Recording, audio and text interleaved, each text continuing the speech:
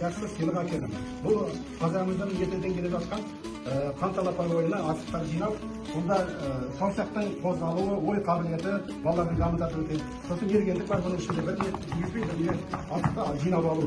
Үй шапшаңдық бар, балалардың кішкене ойлау қабілеті шапшаң жатады. Қай асықты алып, қайсысын ататын сияқты қол өнері керемет, қолды саусақты қозғау жақсы бұл.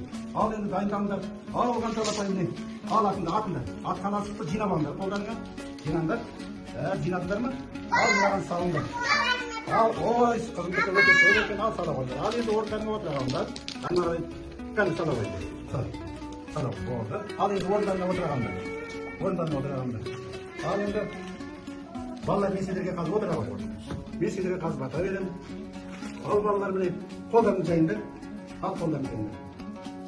Ал жала қой, қолын жая қой.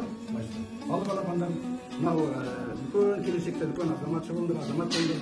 Мынау бүгінгі ойындарың өте керемет, жақсы болады. Әрмен қарай соны дамытуға тырысып, ат салысатын болыңдар. Мына балаларшаның тобын көбейтіп, ертең сендер ата-аналарының, әжелерінің мақтанышы болыңдар. Амин. Ата-аналарымыз, балаларымыз 6 бақан теуіп ойнаған, 6 бақаны көріп тұр ма? 6 бақан теуіп киіз үйдің жанында, сосын асық ойнайтын осы жерлерде, судың жиегінде, қоғаның жанында, мынау кішкентай ошағы ет асатын, мынау киіз үйіміз шаңырақтың. Айтады ғой, шаңыраққа қараңдар деп көрдіңіздер ме? Ең үстінде шаңырақ, сосын әгер күн салқын, жеңіл жауын шашын болған кезде шаңырақты жауып қояды. Сіздің көрдіңіздер ме? Жабатыны бар, сосын төрт бұрышынан тартып байлап қояды.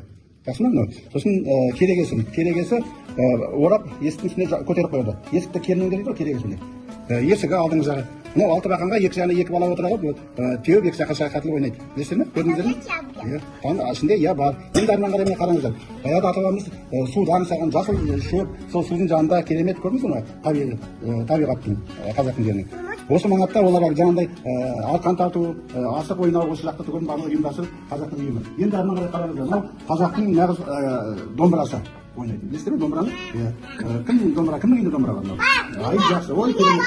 Енді қараңыздар, мынау қазақтың бесігі, кішкентай балаларды тербететін. Көрдіңіздер ме? Мынау жаңа айтылған шаңырақ деді ме? Мынау шаңырағы домбыраны жанына қойып қойған ғой. Мынау енді домбырамыз жаңағы әркім әртүрлі жасайды. Ал енді қалай сіздерге ұнады ма балаларым?